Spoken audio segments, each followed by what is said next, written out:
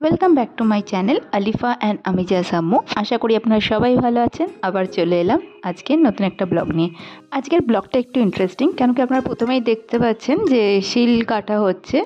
Normally এখানে দেখা যায় না খুব একটা, আর যেহেতু এখন মেশিনেই সব কিছু হয়ে যাচ্ছে, মিক্সচার গ্রাইন্ডার মেশিনে, তো আর শিল নোড়া কোনো কাজেই লাগে না।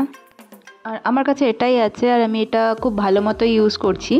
কিন্তু এখন কিছুদিন একটু প্রবলেম হচ্ছে, যেহেতু ধারটা কম হয়ে গেছিলো, তো অনেক খোঁজাখুঁজি করেছিলাম, পাইনি। তো আজকে হঠাৎ দেখলাম এই দাদাটা রাস্তা দিয়ে যাচ্ছিল যে শিল নোড়া কাটাবেন বলে, তো আমি ডাকলাম, তো উনি করে দিল। নর্মালি তো চার্জ 70, 80, 100 এরকম থাকে, তো উনি বললো সকাল থেকে বউনি হয়নি ওনার, তাই উনি আমার থেকে 150 টাকা নিয়েছিল।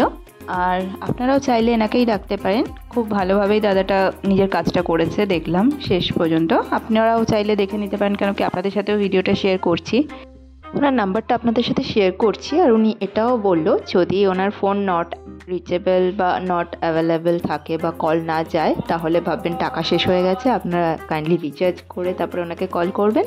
যখন শিলনোড়া কাটাতে আসবে উনি ওই অ্যামাউন্টটা ডিডাক্ট করে দেবে।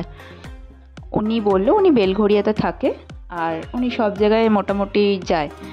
এখন তো বললো নেই সেইভাবে, ওনার ডিমান্ড নেই, চাহিদা নেই। তো ওনার যে ব্যবসাটা উনি যেটা করে সেটাও শেষের দিকে, প্রায় শেষের মুখে, বলছে এইভাবে তো চলছে না।